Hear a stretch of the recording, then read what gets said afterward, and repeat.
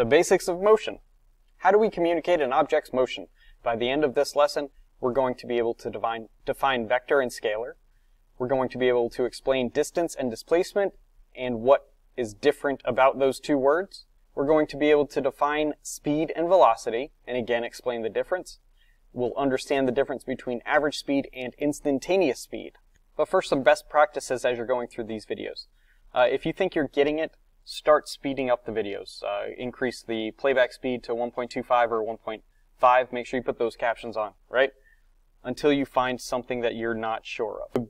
The goal of this setup is not to have you sitting in front of a computer every class for long periods of time. Not at all. Instead, the goal is to give you information that you can reference back to. That way, your time is freed up and my time is freed up. So that way, if you need one-on-one instruction, all you have to do is raise your hand, call me over. If you are getting bored, stop with your note-taking. Jump forward to the test your understanding. See if you understand the material. Take a break. Sometimes your brain is going to get stuck on a problem, and you need to just take a break, and then you can come back to it, and then it completely makes sense. So that'll help. By taking a break, it's going to help refresh you. You don't necessarily need to see or hear me read every single example problem.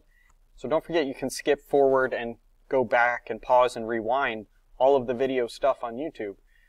That way you can try problems for yourself, and if you get it wrong, then you can skip forward and look at my solution where I try to model my thinking.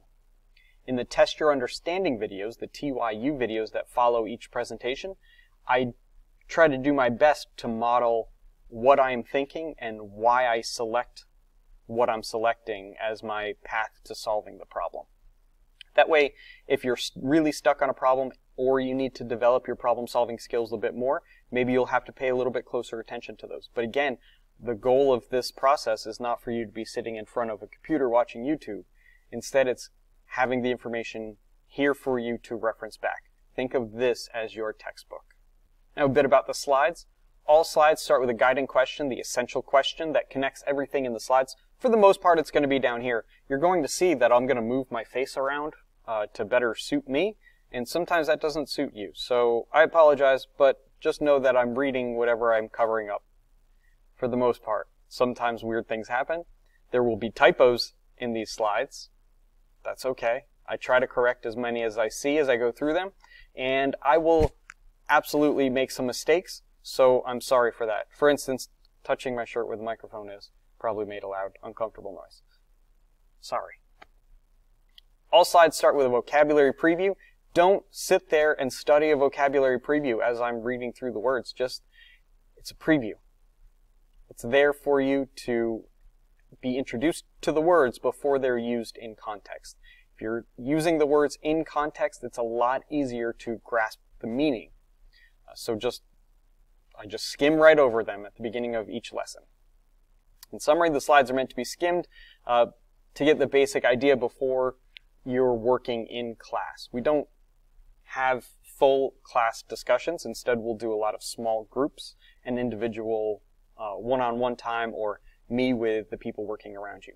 I do not expect anybody to be working through physics all by themselves. It's a really hard thing to do, and I would not want you to do that. So grab a partner, grab a friend. If somebody's not in your class, tell them to get in here quickly. Okay? Additionally, you can work as fast as you want to. All of the lessons are laid out here for you at the beginning of the year, so you can blow right through them as long as you're fully understanding the material. I'm good with that. Maybe you've already taken a class and some of the lessons you were stronger in and some of the lessons you struggled with. That'll be apparent, and you have the freedom to learn the way that best suits you. If you are absent, doesn't matter. I mean, it does matter. I want you here. I need you in class, working problems with your partners. But don't feel like you are incredibly far behind. If you miss first period because you had a doctor's appointment, go to your doctor's appointment. After school, watch the videos if that's what you were doing that day. If you weren't doing that day, then contact your partner and see how far did they get and how far do you need to get. All of your materials are right here for you. So no need to stress out. There are going to be notes in either AP Physics course, and those notes are going to be aligned with the slides. The expectation is that I have them printed for you, and if you need them, you'll just ask for them. Each slide was going to start with a section in the notes. The section starts with questions that you can answer after interacting with the slides. Those are the test your understanding questions I was telling you about. For the notes, they are very broad. They are not going to be every single detail. If you are the type of person who needs every single detail, please know that it's going to take you a lot longer to complete your notes and to absorb the material. And that's okay.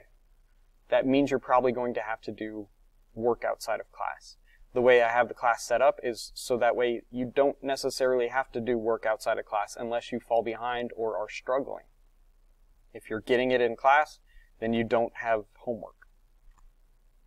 You may see problems in the notes set off by the words test your understanding, so those TYU problems. Please give a brief attempt at these as you work through the slides. The general rule is if you encounter difficulty that's like walking over a speed bump, it's a little challenging. Keep trying. If you encounter difficulty that is like jumping over a hurdle, stop attempting the test your understandings and move on to something else, because there's a gap there that you're not quite getting. So at that point, you can do one of two things. You can move on to the practice problems with your friends, or you can reference the video to give yourself a little hint. Sometimes that little hint is all you need to get unstuck and move through the problem.